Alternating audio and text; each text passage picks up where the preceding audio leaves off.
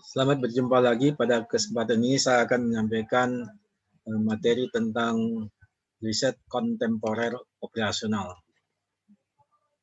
Nama saya Rodin Pandey dan itu nomor HP saya. Kemudian ini adalah email saya untuk kita berkomunikasi. Apa itu riset kontemporer? Riset kontemporer itu adalah suatu istilah yang menuju pada riset yang modern, yang kekinian, riset kekinian tentang operasional. Jadi yang akan kita bicarakan adalah riset dari kelanjutan manajemen operasional dan riset operasi. Jadi mata kuliah yang mendasarinya adalah mata kuliah manajemen operasional dan riset operasi. Nah, bagaimana kita melakukan riset kontemporer untuk masalah operasional.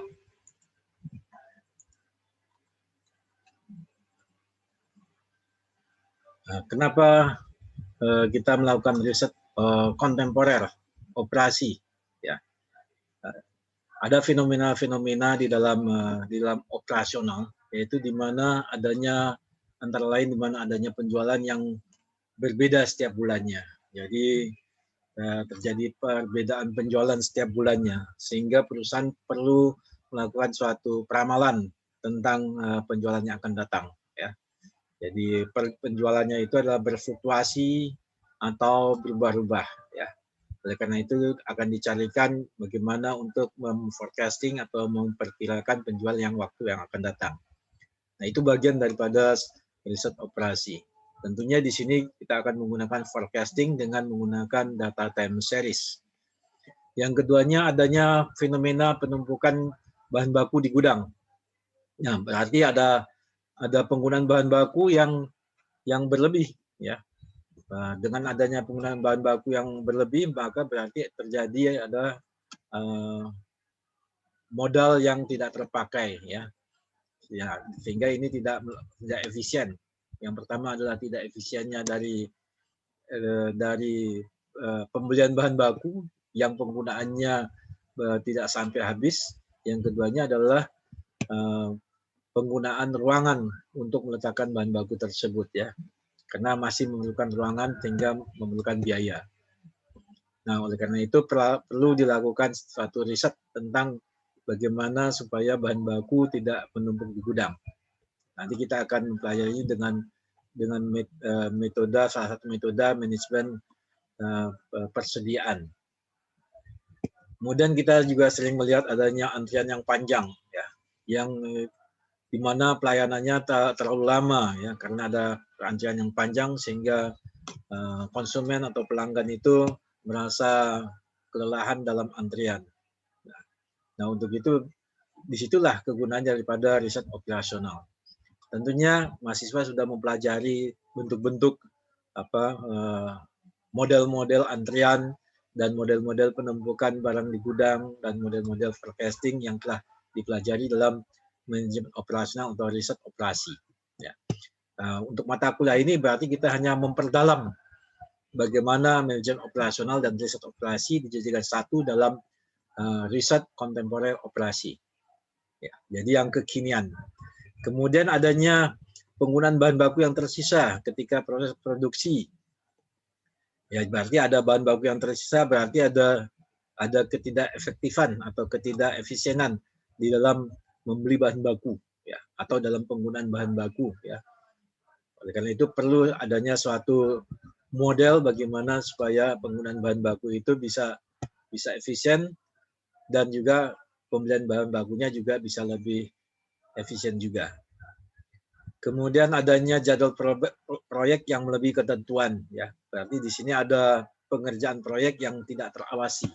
Oleh karena itu perlu adanya suatu sistem bagaimana untuk mengawasi proyek agar tepat waktu. Nah, oleh karena itu perlu adanya suatu jadwal yang baik untuk pengerjaan suatu proyek atau untuk pelaksanaan suatu sistem produksi.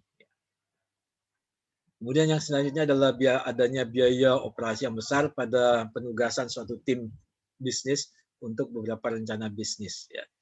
Di sini tentunya untuk biaya operasional itu seharusnya bisa diminimize. Ya. Nah itu yang yang adanya fenomena di dalam riset kontemporer, yang semuanya itu bisa diselesaikan dengan manajemen operasional dan riset operasi. Ya. Topik kuliah kita pada saat ini adalah yang pertama adalah kita mempelajari tentang target kuliah, kemudian bagaimana tentang building block of science. Jadi ini sekedar mereview bagaimana terjadinya suatu ilmu pengetahuan ya dengan melalui suatu riset atau suatu penelitian. Kemudian pada yang pertemuan kedua kita akan mempelajari tentang tahapan penelitian. Jadi ini merupakan review dari mata kuliah metodologi penelitian ya yang diaplikasikan dalam riset kontemporer operasi. Kemudian kita mereview lagi tentang bagaimana melakukan atau membuat bab 1, bab 2, dan bab 3, kemudian menggunakan reference management Mendeley. Ya. Jadi pertemuan 1, 2, dan 3 ini merupakan review dari mata kuliah metodologi penelitian. Kemudian masuk kita mereview dan bagaimana merencanakan penelitian dalam operasional. Ya. Yang pertemuan yang keempat itu kita masuk ke dalam forecasting time series. Kemudian pertemuan yang kelima kita masuk dengan regresi berganda. Kemudian pertemuan yang keenam itu kita masuk dengan linear programming. Kemudian pertemuan ketujuh kita masuk dengan metode simplex. Pertemuan ke-8 kita melakukan ujian tengah semester. Kemudian pertemuan ke-9 kita melakukan penelitian bagaimana melakukan penelitian tentang penentuan lokasi dengan menggunakan total cost. Kemudian pada pertemuan ke-10 itu adalah riset kontemporer tentang bagaimana melakukan penentuan lokasi dengan menggunakan metode stepping stone. Kemudian pada pertemuan ke-11 adalah bagaimana kita menentukan kuantitas barang di gudang yaitu dengan menggunakan metode EOQ. Kemudian pada pertemuan ke-12 kita menggunakan EOQ dengan back order atau dengan diskon pembelian. Pada pertemuan ke-13 kita akan membahas tentang bagaimana melakukan riset untuk network planning dengan menggunakan metode CPM. Pada pertemuan ke-14 itu adalah kita melakukan bagaimana perencanaan proyek dengan menggunakan network planning metode PERT. Kemudian pertemuan ke-11 tentang bagaimana perencanaan operasional penugasan. Pada pertemuan ke-16 kita akan melaksanakan ujian akhir semester. Itulah rencana topik-topik kuliah, yang mana sebetulnya topik-topik ini yang sudah pernah kita mempelajarinya dalam manajemen operasional atau riset operasional sebagian, dan dalam perkuliahan ini adalah bagaimana kita membahasnya dalam melakukan penelitiannya. Ya, jadi menyangkut data apa yang diperlukan, kemudian bagaimana mengolahnya, ya. Kemudian bagaimana menganalisisnya. Dan itulah penekanan dari mata kuliah ini. Dalam mata kuliah ini ada tugas perorangan, ya, ada 2 tugas. Yang pertama adalah tugas membuat proposal penelitian, yang kedua adalah membuat artikel penelitian.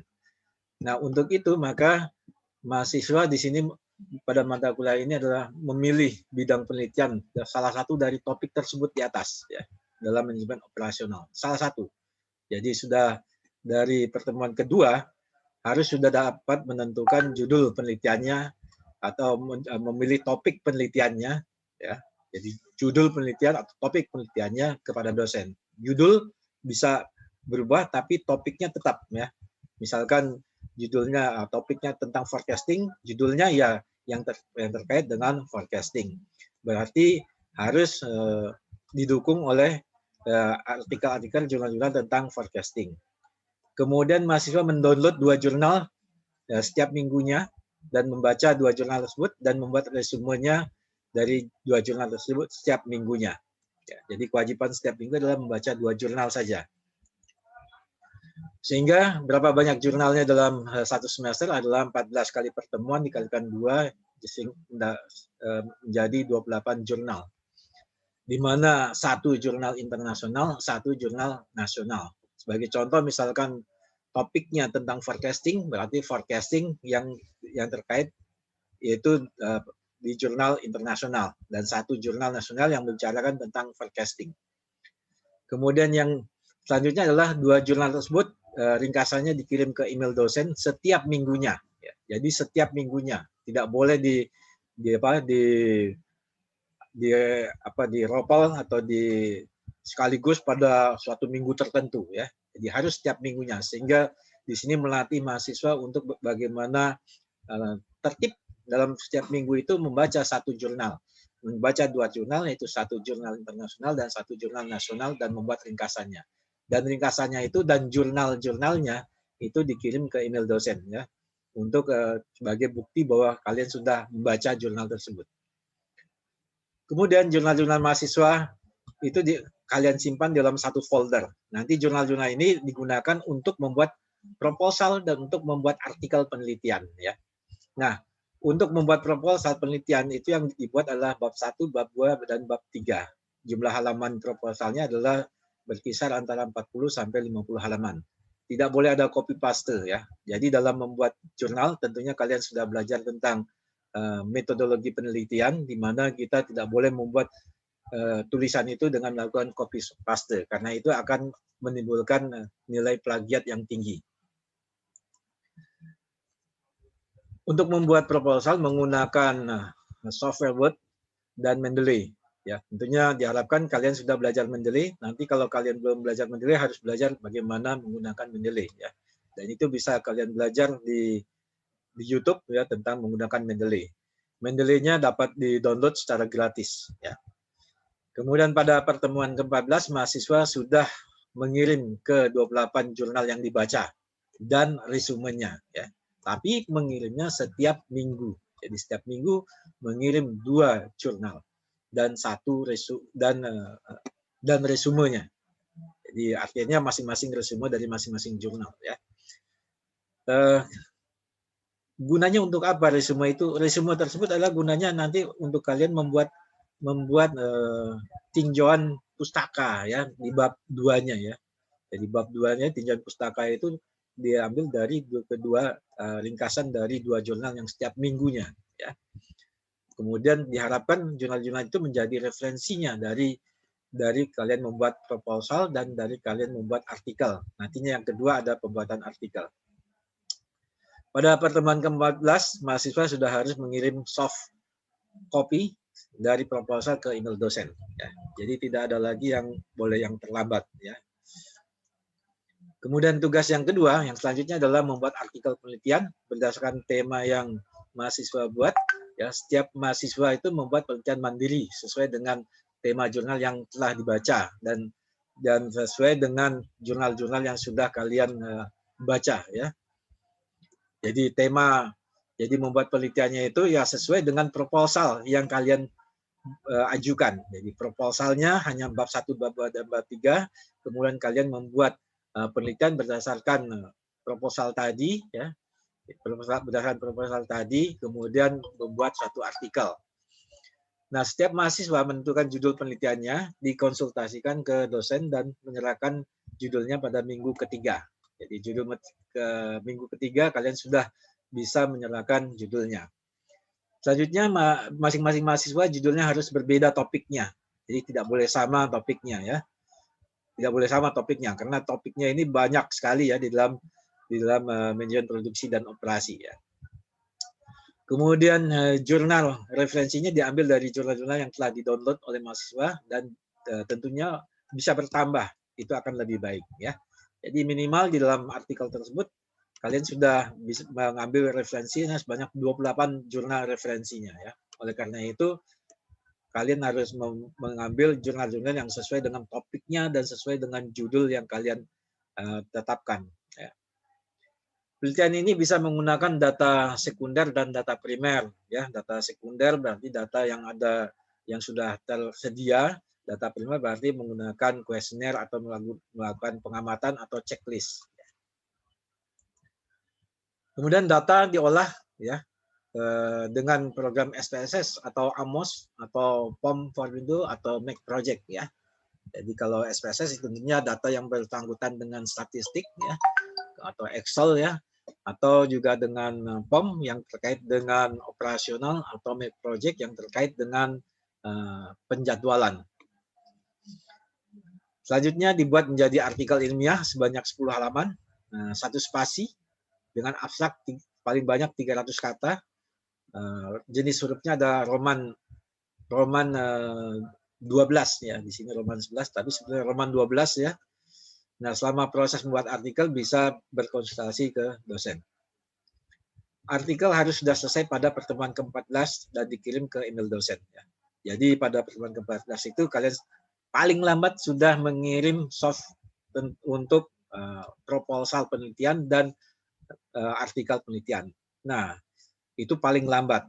Nah, alangkah baiknya sebelum pertemuan ke-14, misalkan pertemuan ke-12 ya, kalian sudah bisa mengirim sudah selesai tugas-tugas tersebut sehingga tinggal konsentrasi kepada ujian-ujian akhirnya saja ya. Jadi saya mengharapkan kalian menyusun jadwal-jadwal dari kegiatan-kegiatan ini ya dengan baik ya. Membaca 2 jurnal setiap minggunya, kemudian membuat resumenya, mengirimnya ke dosen, kemudian membuat proposal penelitian ya, kemudian membuat artikel penelitian, tentunya melakukan penelitian dengan mengambil data primer atau data sekunder. Ya. Lain-lainnya tentunya mahasiswa diharapkan mahir menggunakan Excel. Setiap mahasiswa tentunya diharapkan juga mempunyai laptop, mempunyai program yang saya tentukan tadi ya, apakah SPSS atau AMOS atau Make Project atau POM. Ya. Setiap mahasiswa diharuskan membuat akun Google Scholar. Apa gunanya nanti kita bahas dalam perkuliahan kita ya. Kemudian mahasiswa harus membuat akun ResearchGate, juga nanti kita akan bahas di dalam perkuliahan kita. Selesai, demikian itulah kurang lebih perkuliahan kita untuk semester ini ya. Nantinya dengan demikian kalian harus mulai dari sekarang. Yang pertama adalah mereview kembali kuliah manajemen operasional dan mata kuliah riset operasional dan metodologi penelitian. Jadi ada 3 mata kuliah yang mendukung mata kuliah ini ya. Jadi kalian harus mereview kembali, kemudian diaplikasikan pada mata kuliah ini untuk melakukan penelitian tentang operasional ya. Demikian dari saya, semoga penjelasan ini bermanfaat bagi kalian. Terima kasih.